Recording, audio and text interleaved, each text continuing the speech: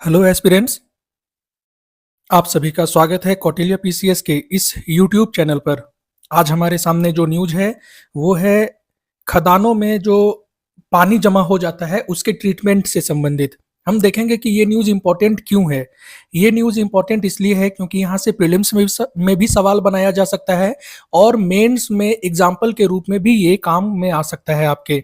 अगर आप जल समस्या पर कुछ लिख रहे हो या फिर आप टेक्नोलॉजी का जो भी टेक्नोलॉजी बढ़ रहा है, कैसे टेक्नोलॉजी का विकास हो रहा है उस पे लिखेंगे, या केंद्र सरकार की योजनाओं पे जब आप बात लिखेंगे, या फिर लोक प्रशासन से संबंधित किसी सब्जेक्ट पर अगर आप लिख रहे हो तो वहां ये एग्जाम्पल के रूप में काम कर सकता है।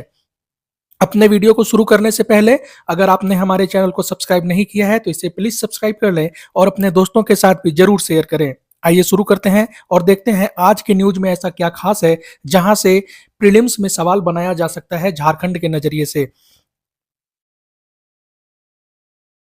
खदानों में जो पानी उपचार को लेकर योजना बनाई गई है वो केंद्र सरकार के निर्देश के बाद इसे बनाया गया है और इसे पायलट परियोजना के तौर पर फिलहाल जो है लागू किया जा रहा है, पायलट प्रोजेक्ट के तौर पे लागू किया जा रहा है।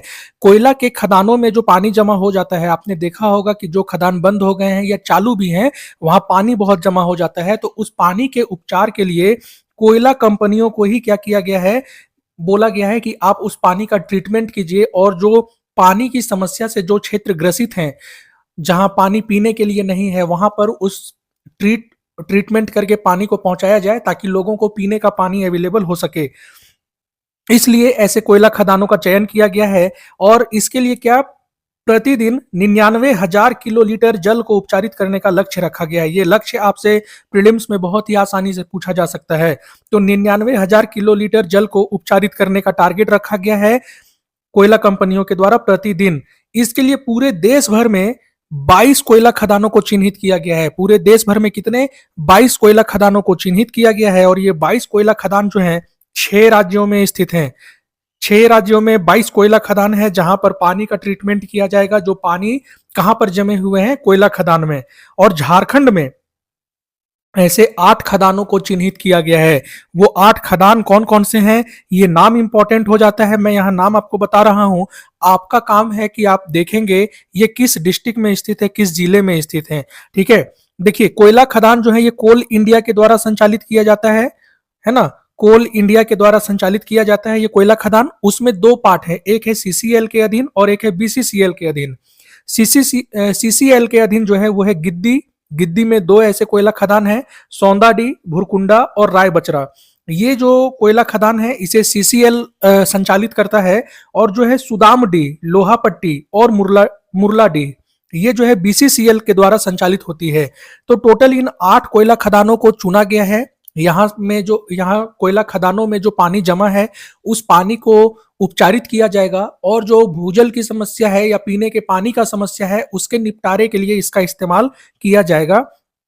इस बात को आप ध्यान रखेंगे। पूरे देश भर में 22 कोयला खदानों को चुना गया है जो 6 राज्यों में स्थित हैं और झारखंड से 8 कोयला खदानों को चुना गया है। आप इस पॉइंट को जरूर याद रखिएगा। प्रीलिम्स में यहां से सवाल बहुत ही आसानी से बनाया जा सकता है। वर्तमान में भारत के केंद्रीय कोयला एवं खान मंत्री कौन है, तो जी किशन रेड्डी, जिनको आप यहाँ तस्वीर में देख पा रहे होंगे। कई बार मंत्रालय और मंत्री का नाम पूछ लिया जाता है तो इंपॉर्टेंट है, कोयला और खान मंत्री का नाम याद रखिए, जी किशन रेड्डी। आपके लिए एक अभ्यास प्रश्न है, इस अभ्यास प्रश्न को जरूर अटेम्प्ट कीजिए। इस अभ्यास प्रश्न के द्वारा ये पता चलता है आपको कि आपकी तैयारी अभी कहां पर है। आपके सामने क्वेश्चन है, भारतीय कोयला प्रबंधन संस्थान के संबंध में निम्नलिखित कथनों पर विचार करें। पहला कथन है यह झारखंड के धनबाद जिले में स्थित है और दूसरा कथन है कि इसकी स्थापना वर्ष 1994 में की गई थी। आपको बताना है कि उपरोक्त में से कौन सा कथन सही है।